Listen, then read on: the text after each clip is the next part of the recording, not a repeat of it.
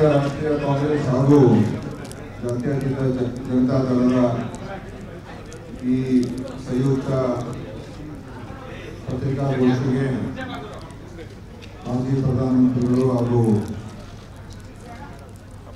ಹಿರಿಯ ನಾಯಕರಾಗಿರ್ತಕ್ಕಂಥ ಸನ್ಮಾನ್ಯ H D ದೇವೇಗೌಡರು ಸಾಹೇಬರು ಉಪಸ್ಥಿತರಿದ್ದಾರೆ ಹಾಗೂ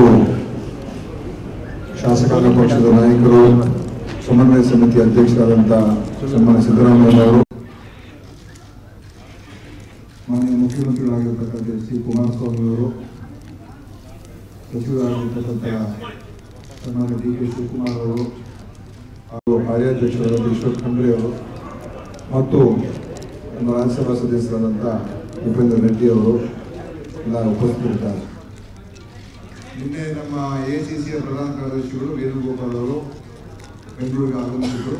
ಸನ್ಮಾನ್ಯ ರಾಹುಲ್ ಗಾಂಧಿ ಅವರು ಕೂಡ ನಿನ್ನೆ ಸಭೆಗಳಿತ್ತು ಕಲಬುರಗಿಯಲ್ಲಿ ಮತ್ತು ಬೆಂಗಳೂರಿನಲ್ಲಿ. ಅದರ ಪ್ರಯುಕ್ತ ಬಂದು ನಿನ್ನೆ ರಾತ್ರಿ ಶಿವಕುಮಾರ್ ಅವರು, ನಾನು ಹಾಗೂ ವೇಣುಗೋಪಾಲ್ ಅವರು ಮಾನ್ಯ ದೇವೇಗೌಡರ ಜೊತೆಲಿ ಹಾಗೂ ಕುಮಾರಸ್ವಾಮಿ ಜೊತೆಲಿ ರಾತ್ರಿ ಒಂದು ಚರ್ಚೆಯನ್ನು ಮಾಡಿದ್ರು.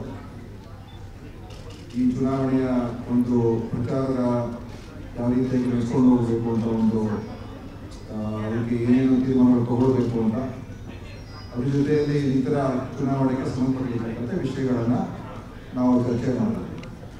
ಇವತ್ತು ಈ ಸಭೆಯನ್ನು ನಾವು ಎಲ್ಲರೂ ಕೂಡ ಸೇರಿ ಕರೀಬೇಕು ಅಂತ ತೀರ್ಮಾನ ಮಾಡಿಕೊಂಡು ಮಾನ್ಯ ಶಾಸಕಾಂಗ ಪಕ್ಷದ ನಾಯಕರು ಕಾಂಗ್ರೆಸ್ನ ಸಿದ್ದರಾಮಯ್ಯನವರು ಮತ್ತು ನಾವೆಲ್ಲರೂ ಕೂಡ ಈಗಲೇ ಸುದೀರ್ಘವಾಗಿ ಹಲವಾರು ವಿಷಯಗಳನ್ನು ಚರ್ಚೆ ಮಾಡಿದ್ದಾರೆ. ಆ ವಿಚಾರಗಳ ಬಗ್ಗೆ ಎಲ್ಲ ಮಾನ್ಯ ದೇವೇಗೌಡರು ಹಾಗೂ ಮಾನ್ಯ ಸಿದ್ದರಾಮಯ್ಯವರು ಹೇಳ್ತಾರೆ. ನಮ್ಮ ಉಪಮುಖ್ಯಮಂತ್ರಿಗಳಾಗಿರ್ತಕ್ಕಂಥ ಪರಮೇಶ್ವರ್ ಕೂಡ ಆಗಮಿಸಬೇಕಾಗಿತ್ತು, ಆದರೆ ಅವರಿಗೆ ಇವತ್ತು ಖಾಸಗಿ ಒಂದು ಕಾರ್ಯಕ್ರಮ ಏನು ಹೋಗಬೇಕಾಗಿತ್ತು, ಅದಕ್ಕೆ ಅವರು ಆ ಕಾರಣಕ್ಕೋಸ್ಕರ ಬಂದಿಲ್ಲ. ಅದಕ್ಕೆ ಯಾರು ಕೂಡ ಅದನ್ನು ಬೇರೆ ರೀತಿಯಲ್ಲಿ ಅರ್ಥೈಸ್ಕೊಳ್ತಕ್ಕಂಥ ಅವಶ್ಯಕತೆ ಇಲ್ಲ. ನಿನ್ನೆ ರಾತ್ರಿವರೆಗೂ ನಮ್ಮ ಜೊತೆಲಿ ಇದ್ರು. ಯಾಕಂದರೆ ಮಾಧ್ಯಮಗಳು ಒಂದೊಂದ್ಸಲ ಅದನ್ನು ಬೇರೆ ರೀತಿಯಲ್ಲಿ ಹೇಳ್ತಕ್ಕಂಥದ್ದು ಕೂಡ ಆಗೋದು. ಆದರೆ ಅವರು ಕಾರ್ಯಕ್ರಮ ಮುಗಿಸ್ಕೊಂಡು ಮತ್ತೆ ಬೆಂಗಳೂರು ವಾಪಸ್ ಬರ್ತಾ ಇದ್ದಾರೆ, ಊರಾಚೆ ಹೋಗಿದ್ದಾರೆ.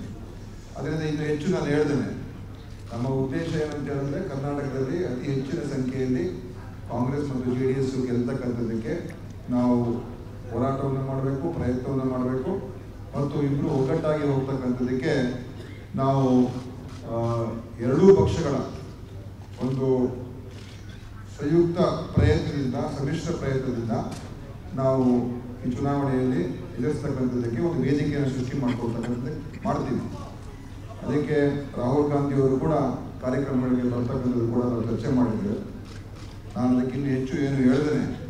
ಪ್ರಥಮವಾಗಿ ಮಾನ್ಯ ಪ್ರಧಾನಮಂತ್ರಿಗಳು, ಮಾಜಿ ಪ್ರಧಾನಮಂತ್ರಿ ಆದಂಥ ಸನ್ಮಾನ್ಯ ದೇವೇಗೌಡರು ಮಾತನಾಡ್ತಾರೆ, ಆಮೇಲೆ ಸಿದ್ದರಾಮಯ್ಯ ಸಾಹೇಬರು ಮಾತಾಡ್ತಾರೆ.